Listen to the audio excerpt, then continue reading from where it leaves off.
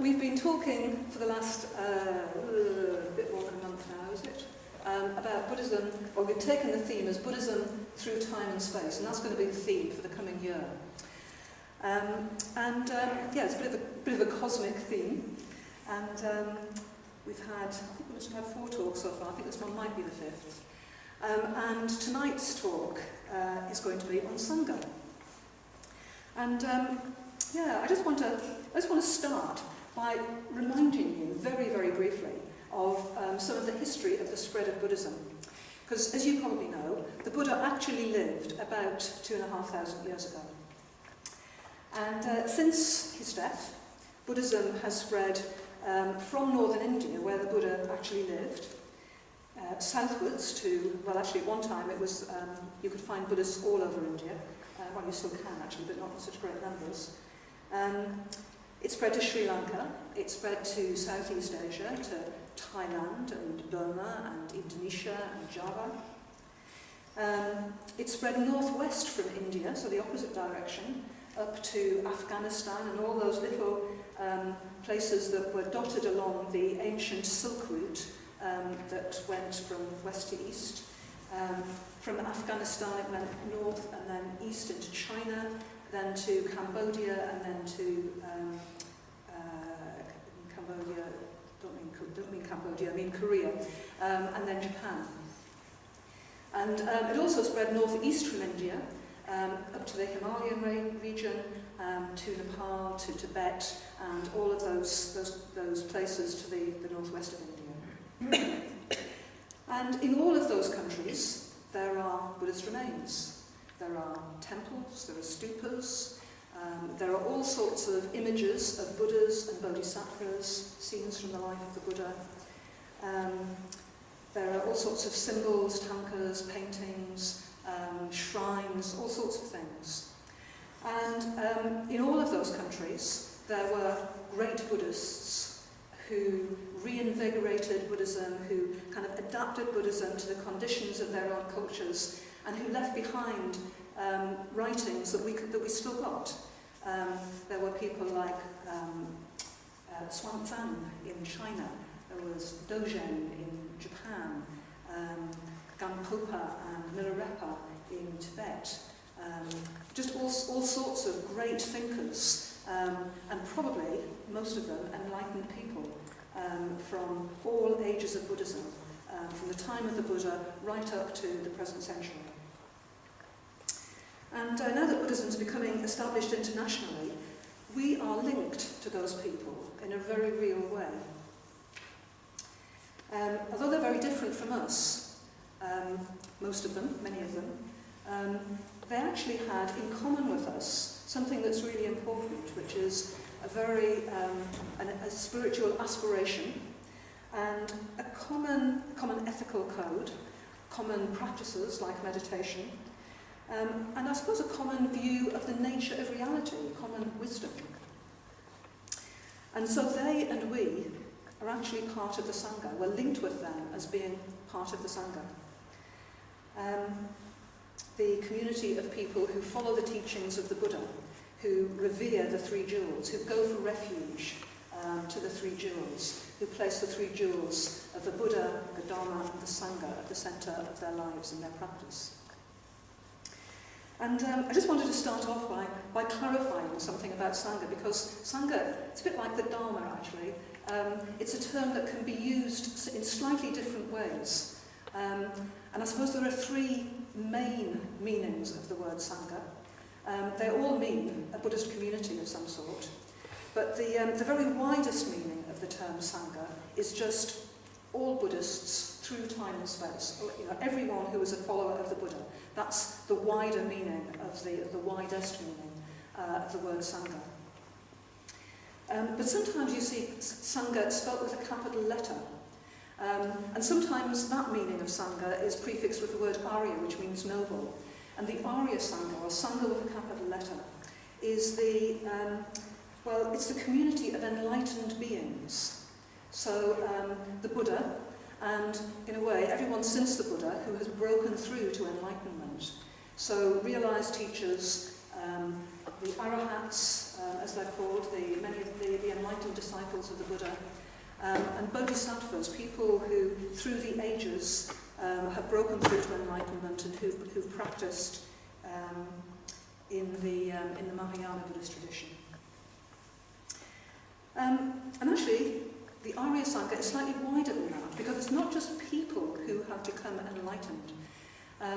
One of the things about the meaning of the term Sangha is that it's, well, yes, especially if it's the Arya Sangha, the enlightened Sangha, it's the community of people for whom time and space is no longer a limitation. If you break through to enlightenment, you see that actually time and space, they're only constructs of our mind. So if you're enlightened, then you're not confined by time and space in that way. So the Arya Sangha actually includes not only people who have become enlightened, who've broken through to enlightenment, but also the archetypal Buddhas and Bodhisattvas who represent aspects of enlightenment. Because actually, the distinction between material reality that we can knock and push and the reality, the archetypal realm, is also a construct of our minds. Okay? And you can go on that one later. So the Arya Sangha is the Sangha of enlightened beings, including the archetypal Buddhas and Bodhisattvas. And then there's Sangha with a slightly narrower sense in a way, but a more kind of, precise definition. And that's the community of Buddhists with whom we practice. Okay? And actually, that one's nice and simple to grasp, because it probably means for most of us, the Triratna Buddhist community, which actually is an international community these days. But in practical terms, for most of us, from day to day and from week to week, it means the people who practice here at this centre, because they're the people that we see most of.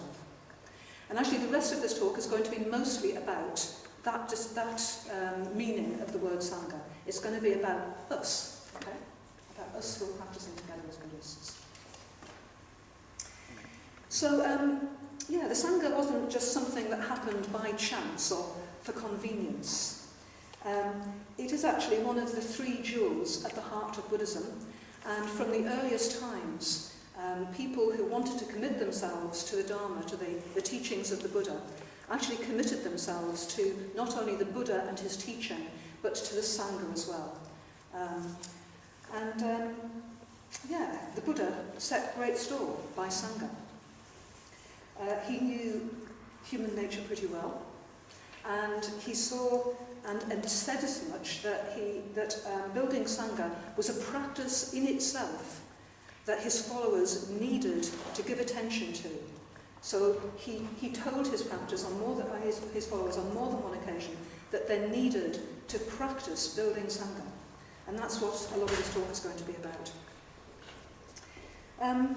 Specifically, the Buddha put an unwavering emphasis on the need for all of us, for all of his followers, for all Sangha members to have friends, and to have friends within the Sangha. When Ananda, the Buddha's closest friend, praises friendship as half of the spiritual life, and most of you know this quotation by heart, the Buddha says, "Say not so, Ananda, say not so. Spiritual friendship is the whole of the spiritual life." The Buddha is saying it's really, really, really important. You can't do without it. Don't think you can practice on your own. Spiritual friendship is the whole of the spiritual life. And there was another occasion when another of his attendants, one of the people who sort of just helped the Buddha in practical ways, Meghiya complains to the Buddha that he's been off and found this amazing place to meditate in this beautiful mango grove. And it's quiet, and it's beautiful, it's ideal conditions for becoming enlightened. And he says, and he comes back and complains to the Buddha that even in ideal conditions, he hasn't been able to do anything with his meditation. And the Buddha says, when the heart releases immature Meghiya, the first thing that will conduce to its maturity is good friends. The first thing that will conduce to its maturity is good friends, good companions, good associates. and that all the other things that you need to be able to mature as a Buddhist, to mature towards enlightenment, all the other things you need will be got more readily in the company of good friends. So in other words, if we want to develop, the Buddha is being fairly unequivocal about it, we need a Sangha. So the rest of this talk is going to home in on some of the Buddha's advice about the practice of Sangha. How to build Sangha, how to be a Sangha member, how to help ourselves and others in our practice. And in a way, last week, those of you who were here last week will realise that last week we got the pith teaching from Vedanya, the pith teachings of the Dharma. Vedanya said, well, the core of the Dharma is karma, and he talked quite a lot about karma. This week, you're getting the pith teaching on Sangha. Okay. And the pith teaching on Sangha, you will not be surprised to hear, is a list. It's a list with a great name. It's a name that I used to find it impossible to remember. It's the Samgrahavastus with an M. You kind of think it ought to be something with Sangha in it, and it almost is, just to confuse you, but it's not quite. The Samgrahavastus. And the teaching on the Samgrahavastus crops up in lots of places in the Pali Canon, in the earliest Buddhist scriptures. The Buddha gives the list to different people on different occasions. It crops up in the numerical discourses of the Buddha, which means that it's kind of one of those teachings that was known and learned and reflected upon by his early followers. Those are the ones who kind of found their way into the numerical discourses in the Anguttara Nikaya. We find it in the Buddha's advice to the layman Sigalovada, which I think we might have a talk on in a couple of weeks' time. And he also gave the teaching to his full-time followers. And there's a traditional story associated with it. It's a rather nice story, so I'll tell it. It's a story that involves the Buddha's kind of progress around northern India. And the Buddha did a lot of travelling, a lot of teaching. And every now and again, he would do a wide tour. He would go kind of out of his normal little patch of kingdoms to one of the really outlying districts. He didn't do it very often. It took a long time to travel, obviously, because everything was on foot. And he went there once, quite early on in the time that he was teaching. And then he went back there. We're not quite sure how many years later, but many years later. And when he went back, he was delighted to find a really thriving Sangha of Buddhists. And he sought out the only man that he remembered from his earlier visit. And this chap, and I don't know his name, was really pleased to see him. And the Buddha said, wow, this is fantastic, you've got this really huge Sangha. And they're all really keen, and they all seem to know the Dharma, and they're meditating well. And how have you done it? And this chap said to the Buddha, well, I just followed the advice you gave me. Remember that list? Remember the list that you gave me, the Samgrahavastus? Well, I just did that. And here you are with a thriving Sangha. So, and I'll give you the list in a minute. I just thought I'd build up the suspense first. So, okay, we've got a direct link here between the Buddha and the Buddha's followers in the very earliest times. We've also got a link to the Mahayana. Now, the Mahayana is well, some people say slightly later, but some people say contemporary, tradition of Buddhism that is based on the ideal of the Bodhisattva, I suppose. So in Mahayana Buddhism, in a way, the ideal Buddhist is the Bodhisattva. In Mahayana Buddhism, the ideal Buddhist is the Bodhisattva, and the Bodhisattva is a being who devotes himself to helping all beings to become enlightened. I mean, he devotes himself to helping all beings, full stop. But, the best way to help all beings is to help them get enlightened. So that's what the Bodhisattva, this mythical figure of the Mahayana, devotes himself to. And it's an important kind of myth of or symbol, if you like, of the Mahayana tradition, that the ideal Buddhist, the Bodhisattva, devotes himself to building a Buddhaland. He builds a land for beings to inhabit where it will be easy to be able to come across the Dharma, to hear the Dharma, to practice the Dharma. And that is called a Buddhaland. So,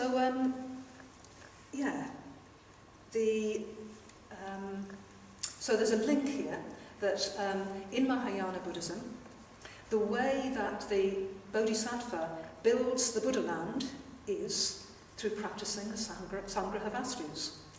And for those of you who care about this sort of thing, the Samgrahavastus are actually listed under the 7th paramitar of the list of the 10 paramitars or practices of the Bodhisattva. The 7th paramitar of the Bodhisattva is upaya, skillful means, upaya paramitar. And the way that the Bodhisattva practices skillful means is to practice the Samgrahavastus. So we've got a list here that links us with the very earliest Buddhists, with Mahayana Buddhists, and therefore to every Buddhist Sangha, really, through time and space. So it's a very important list, and now I will reveal it.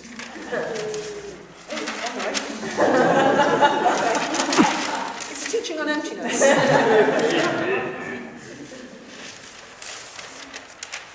Okay, the Samgrahavastus. So the Samgrahavastus is a list of 4, so at least it's not a long list, even though it's got a horrible name. So the first one is dana, which means generosity. The second one is priyavadita, which means kindly speech. The third one is arthacharya, which means beneficial activity. And the fourth one is samanarthata, which means exemplification. Okay, so that's your list for tonight. I'm going to talk about how we can practice the Samgrahavastus, not only collectively as a Sangha, but actually individually, because, well, in a way, the Sangha is a collection of individuals. And unless we each individually take responsibility for practicing these, it won't happen. So tonight is about building Sangha through the Samgrahavastus. Okay, so first of all, generosity. And you'll have come across generosity or dana before. You'll have heard of dana before. It's in a way the basic Buddhist virtue, the virtue of giving things, of being generous. But the fact that it's on this list brings out one of the results that generosity brings. If you practice generosity, then the result is that it connects you with other people. So those of you who are mitras, I want you to think back to your mitra ceremonies, which will not require long-term memory from some of the people who are here tonight.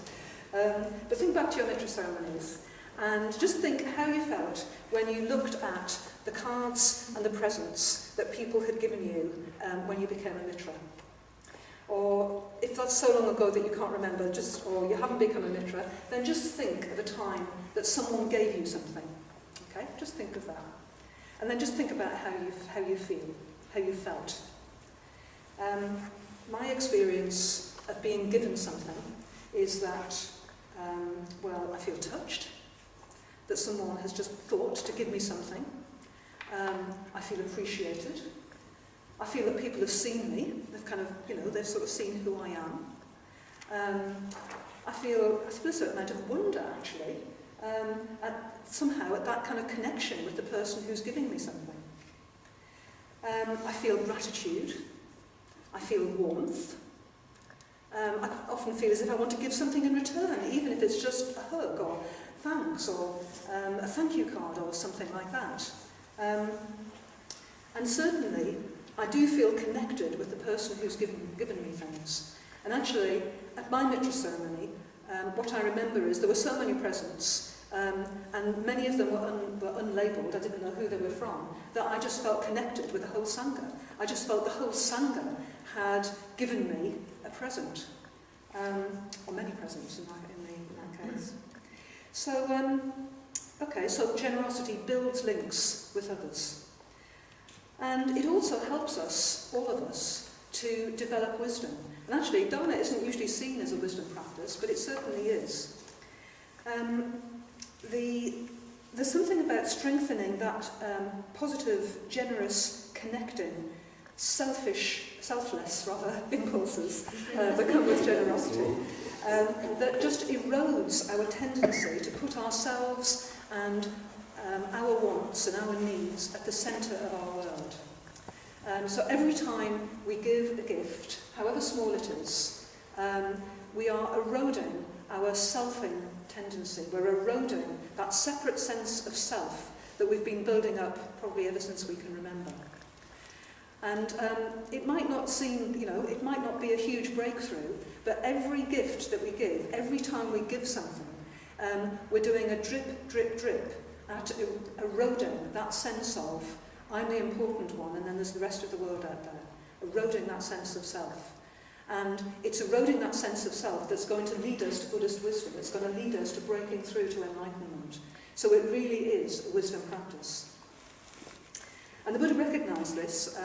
There's a lovely sutta called the Visakha Sutta, where a woman in the very early Sangha, a follower of the Buddha, who's known for her generosity, comes to the Buddha a bit disheartened about her practice.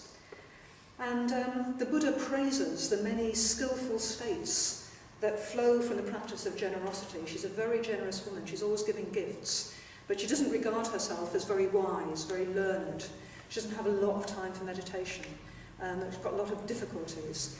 But the Buddha says that there are a whole lot of really important higher states that flow from the practice of generosity. And in fact, what he gives is a whole nidana chain. For those of you who know about the nidana chain, sort of one mental state that leads to another, that leads to another, that leads to another, that leads to another, that eventually leads, after about 12 links usually, to enlightenment itself. And they start with, this nidana chain starts with generosity. So if you start with generosity, you are on the path, you are on the way to enlightenment. And I hope you won't mind me mentioning this now, because I should have asked him first, but Amoghavamsa, I know, takes this sutta as a really important practice, and aspires to practice it as much as he can. And there are other people in the Sangha, I know, who do the same. And it's not surprising that Amoghavamsa is known for his friendliness.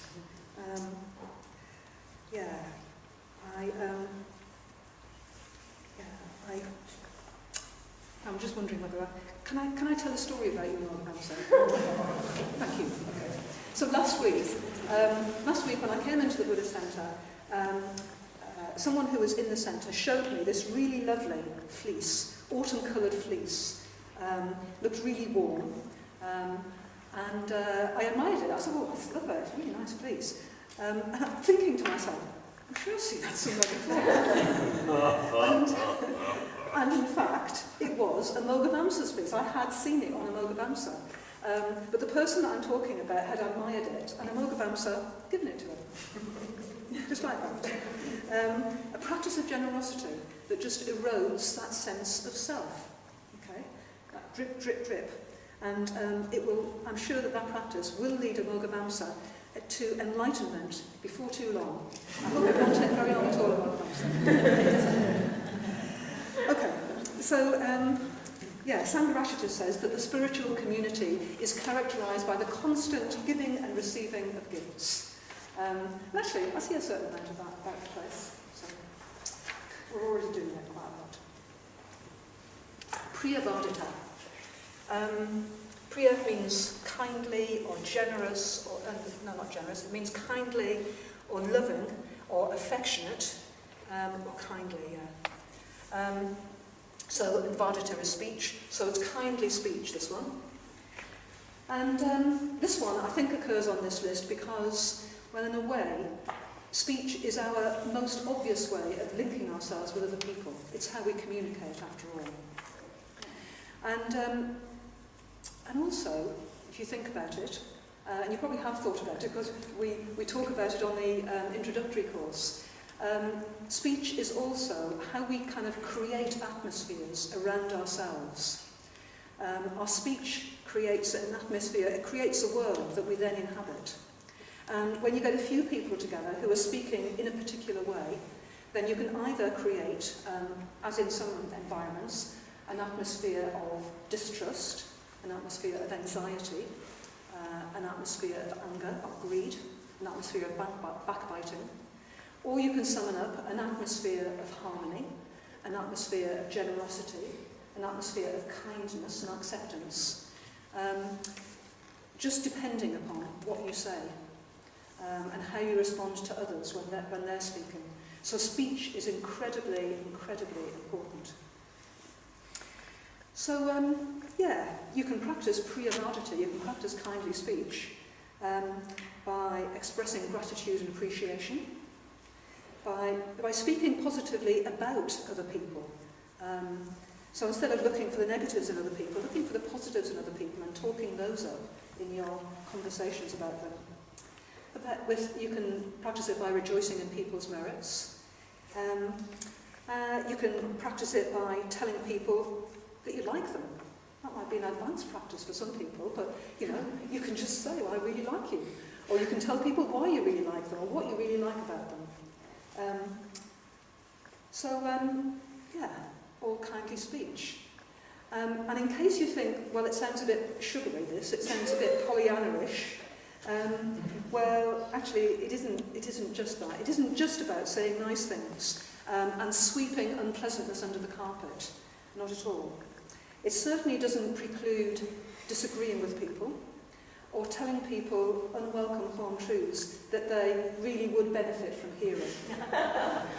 Okay, with an aspect underlined, that they really would benefit from hearing.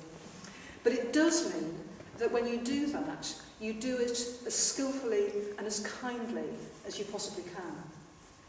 And actually, there are examples of that from the life of the Buddha. At one point in the Buddha's teaching career, there's a really vicious dispute going on in the Sangha amongst his followers. And they seem really unwilling to sort it out. And the Buddha asks to see them, and, well, he just tackles the issue head on. And we've got his actual words, part of which are, I won't read the whole story, but he says, misguided men. What can you possibly know? What can you possibly see that you take to quarrelling and brawling and are deep in disputes, stabbing each other with verbal daggers, that you can neither convince each other nor be convinced by others, that you can neither persuade each other nor be persuaded by others? Misguided men, that will lead to your harm and suffering for a long time. Okay, so he's not avoiding the issue, and he's not. He's being very plain about what's going on. He's being very plain that it isn't good what's going on, and he's pointing out the consequences of their speech. This will be to your harm and suffering for a long time. And actually, he's obviously very concerned about the consequences of their unkindly speech, both on themselves, both on the people who are in dispute, and on the wider Sangha. He spends a lot of time in Kosambia, where this dispute is going on. He spends a lot of time trying to sort out the dispute. And if you want to know how it ends, then you're probably going to have to read the Kosambia Sutta. So some of you here, actually, have asked for ordination and are in training to be ordained in the Suryamati Buddhist community, order rather. And when you do get ordained, then you will take 4 ordination vows. And one of those will be to practice in harmony with your friends and brethren. You will also take on some extra speech precepts. When you become a mitra, you take on a single speech precept, which is about truthful speech.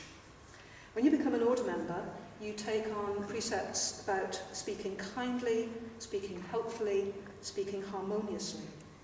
So priyavadita is very, very much part of an order member's practice. And it's taken very, very seriously when order members are communicating with each other. either talking about the Dharma or actually in talking about business. So when business is conducted within the Triratna Buddhist order, so for example at the council members, the council of trustees that run the charity that runs this centre, we have a principle of operating on consensus and of operating under the principle of harmonious speech. And that doesn't mean we can't disagree. It definitely doesn't mean that we never disagree. What it does mean that we're taking on that we're always going to speak our mind as skillfully as we can. We're always going to listen as carefully as we can to what other people are saying. That we're going to be prepared to change our views because of what other people are saying, to try and see their points of view. And basically, we're going, whatever happens, even if at the end of a meeting we haven't been able to agree on something, then we're going to part in harmony and probably take the matter up again on a future occasion. And actually, that can be quite a strong practice. It's a way of kind of sorting things out and making decisions, which means that eventually everyone will be behind whatever is decided. Okay, so that's Priyavadita. And the next in the list is Arthacharya, beneficial activity. Arthacharya literally means doing good, but it isn't really about being a do-gooder, in inverted commas. It's very much about what became the Bodhisattva ideal, about acting for the benefit of other beings. So beneficial activity can be very practical, as when the Buddha and Ananda ministered to a monk who was sick with dysentery. I think I told that story sometime last year, actually, when I did a talk on it. Okay, for those of you who weren't here, there was an occasion when the Buddha and Ananda just noticed that one of the monks was very sick. They went into his hut and realised that he was really, really sick. He had dysentery, so he was lying in his own urine and excrement. And the Buddha and Ananda, in a very practical way, got water, they cleaned him up, they helped him onto a bed, and just kind of, in very practical ways, helped to sort him out. So the Buddha would help people in very practical ways. And certainly he regarded the neglect of the sick monk by other monks, because it was a community of monks, as a failing in the Sangha. And he did tell them that. And certainly practical acts of kindness do build Sangha, they do build links with other people. And actually, I see this all the time, because I kind of notice that people in the Sangha are visiting other people who are sick. I notice people going to take someone to a hospital appointment, or help someone move something heavy, help someone move house, do all sorts of practical things that do help other people. But Arthacharya, in fact, refers specifically to what benefits people spiritually. So what helps them grow, really. The Buddha was quite clear in his instructions to his followers that once they were well established in their practice, once they knew the Dharma, they should pass it on to others. There's a well-worn phrase that occurs in the Buddhist scriptures again and again, where the Buddha says, "Go now and wander for the welfare and happiness of many, out of compassion for the world, for the benefit, the well-being and happiness of gods and men." So the Buddha is quite specific that he wants people to take the Dharma elsewhere. He wants people to benefit others from the Dharma. So it's a bodhisattva practice, sharing the Dharma with others, and it doesn't necessarily mean that you have to be doing what I'm doing and standing up in front of a whole lot of people giving a Dharma talk. You can, that does help spread the Dharma, but so do all the people who help on the team at a newcomers course, for instance. I think we have 14 people on the team on the first night of the current newcomers course. And all of you people who've been on teams on newcomers courses will know that without you, we couldn't run those courses. We get so many people who have so many questions, and the courses need so much organisation that we couldn't possibly lead those courses with just a couple of people. And similarly, the people, everyone who helps in any way around the centre is in a way helping to spread the Dharma. By helping to run this facility for a practicing Sangha, you are helping people to meet the Dharma and to practice the Dharma, even if what you're doing is cleaning out the loos on a Tuesday morning.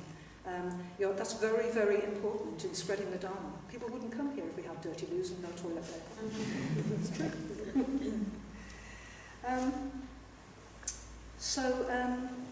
And actually, the people who are in training for ordination, this is also one of your ordination vows. One of the ordination vows is to practice for the benefit of all beings. And order members take that practice of Arthacharya, that beneficial activity, very seriously. In Sheffield, there are, I think, 28 order members. You can go down and count the people on the wall if you think I'm wrong. I think it's about right. And actually, every single one does something to help around this centre. In a way, this centre is the practice of Arthacharya of order members. It was set up by order members to be a Buddhist centre. And in a way, it's a manifestation of order members' Arthacharya, that beneficial activity. Okay, and finally, Samanarthata, exemplification. So, Samanarthata means exemplifying the Dharma. And at one level, that's very simple, really. As a Sangha, we're exemplifying a different way of being in the world. We're showing that there is an alternative way of relating to each other, and that's slightly different from the ways of relating to each other that you see in many groups outside of this centre. And probably most of us know that can seem very attractive, because lots of people, when they come on their newcomers course, are struck not necessarily by what we're saying at the front of the hall, but just by how friendly people are. And actually, that's a real testament to the teams that do help on newcomers courses. So, as a Sangha, we do it. I think we do it very successfully. We exemplify a different way of being. But when I take this on as a personal practice, to exemplify the Dharma, that can seem a bit of a tall order. Can I, as an individual, really exemplify the Dharma? It may be my highest aspiration, but I wouldn't claim to be practicing the Dharma perfectly all the time. Far, far from it. And you can see this Bodhisattva practice, that the mythical Bodhisattva would exemplify the Dharma the whole time. Their ethical practice would be perfect. But it does actually apply to us too. It does apply to us personally that we are called upon to exemplify the Dharma. And there's a sense in which, we might not manage to live up to our highest aspirations all of the time. In fact, maybe sometimes it feels as if we can hardly manage to live up to our aspirations for a fraction of the time. But when we do it, we're exemplifying the Dharma. We might exemplify other things at other times, but we do, at times, exemplify the Dharma. And actually what we can always communicate, however madly we think we're doing, is we can exemplify ourselves. We can exemplify being someone who has an aspiration and who gets it right some of the time, and who some of the time doesn't manage it. And there's something about that communicating ourselves that honestly, that is itself an expression of the Dharma. Just communicating how we're doing, our successes and our shortcomings. And I know that I have been most moved by the talks that I've heard in this Buddhist Centre and elsewhere, where people are actually very honestly talking about their shortcomings, as well as about the things that inspire them, as well as about Dharma teachings. I remember in particular a talk that Maitri Dasa did when we were talking about the wheel and the gap, and he was talking about his practicing in the gap in regard to the romantic ideal. It was a talk that I just found very moving, because he was just talking about his own struggles and his own difficulties, as well as, how he managed to sometimes do the right thing. So we can always communicate or exemplify ourselves. And yeah, in a way, when we do that, we are a living embodiment of a being who is at a particular point on the spiritual path, but nevertheless on the spiritual path. So we can all, to some extent, embody and exemplify the Dharma. Which brings me to an important point that I think is really inspiring. So the Bodhisattva ideal, this ideal of practicing for the benefit of all, is an ideal. It's an aspiration. And we take the Bodhisattva as an ideal in a way, in the same way that we take enlightenment as an ideal, something that we're aspiring to. But we might not really genuinely expect to become a Bodhisattva in our lifetime. Well, maybe you do. I'm not sure that I can make it, not personally. But if we're exemplifying the Bodhisattva ideal, if some of the time we're managing to live it out, then actually our collective practice, the several hundred of us who practice at this centre, does have an effect. Our own personal practice has an effect on the people immediately around us. And actually, those ripples pass on from the people that we're affecting to the ones to the people that they're in contact with. And the practice of several hundred people at this Buddhist centre actually has quite a big effect on Sheffield. And together, you could say that we exemplify the Bodhisattva ideal in a very real way. That to some extent, we as a Sangha are a Bodhisattva. The Sangha, the Sangha as a Bodhisattva is a myth that is common in Mahayana Buddhism, and it's one that's definitely taken seriously by the Triratna Buddhist community, with its strong emphasis on Sangha. Most of you will know that the Bodhisattva Avalokiteshvara with his 1,000 arms is taken as a symbol of the Triratna Buddhist community. And in a way, that is exemplifying what I've just been talking about. It's exemplifying a Sangha as Bodhisattva. Bodhisattva activity just manifesting in the world through all of the people who are part of that Sangha. Okay, so just a little bit before I finish on how we can practice building Sangha and the Samgrahavastus. So, okay, I suppose the first thing is you don't have to remember the name. Better to remember the list than the name.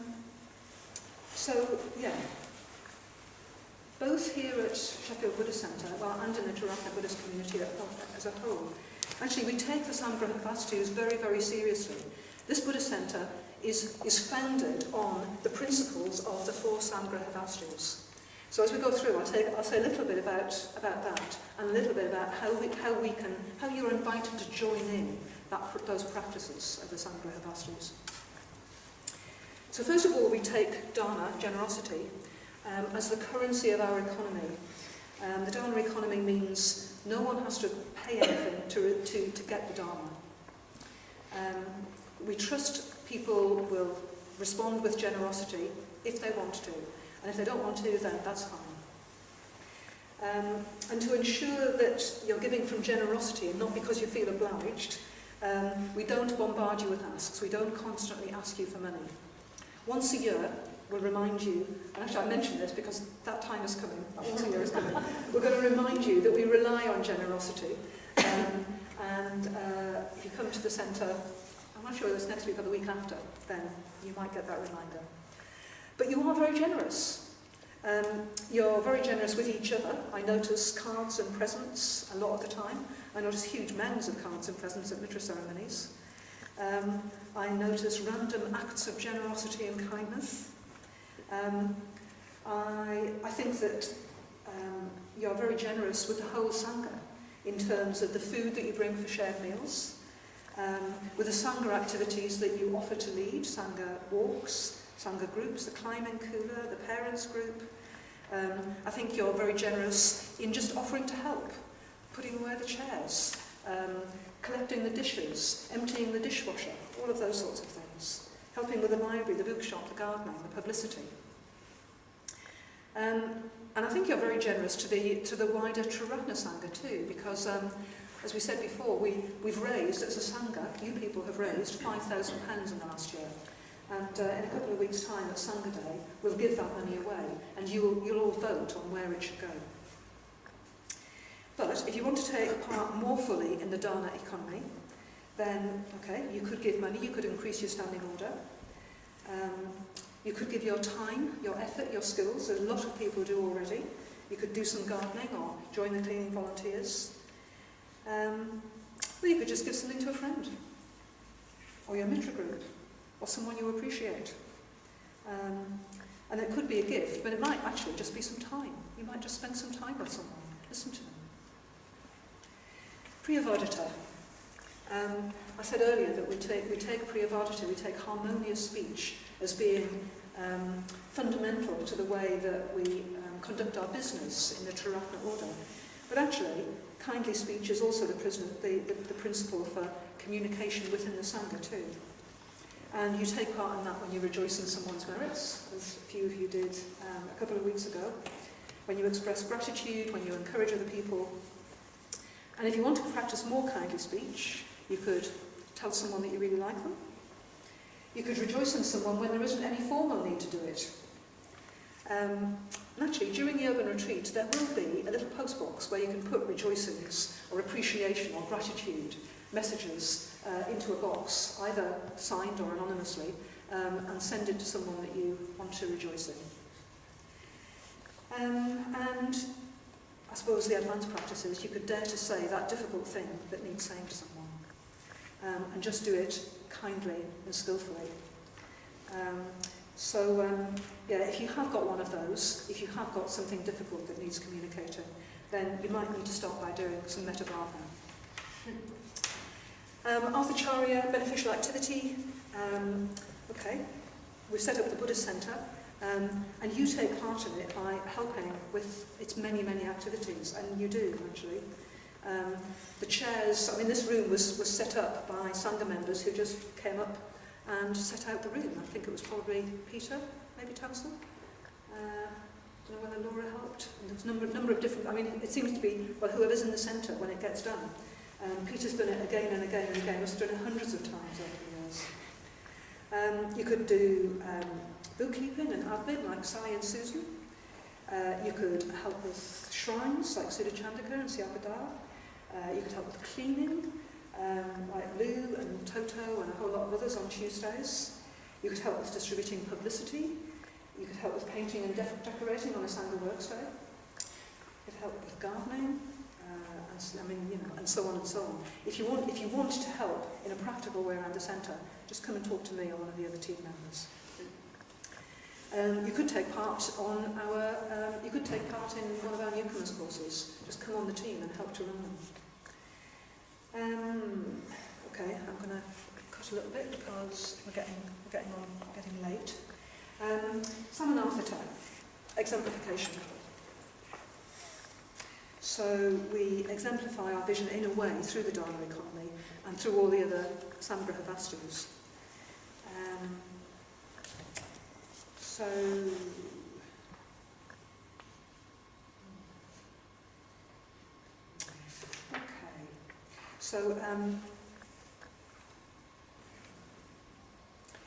Practicing exemplification. So you could just simply get on with your practice, but with one difference.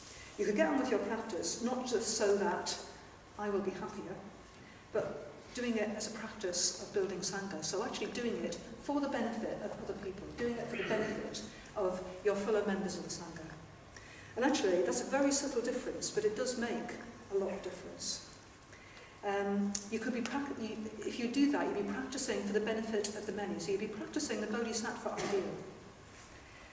And if you do it, then you will be helping, in a way, you'll be helping the Sheffield Sangha and the wider Triratna Sangha to form the Bodhisattva, to make the Bodhisattva Avalokiteshvara manifest in Sheffield and in the world. So together individually, we might not be able to be a bodhisattva, but together we can be a bodhisattva as a Sangha. On my own, I'm just one person struggling with sometimes not very good meditations, a bit of anxiety, a bit of ill will, a fair amount of greed. But when I'm practicing building Sangha, then I do help to manifest a different way of being in the world, and I help to contribute to really generating an atmosphere at this centre and in our wider movement that is tangible and that is inspiring for other people. And that's not just me, it's all the other people, all of you people, practicing in the same way for the benefit of others.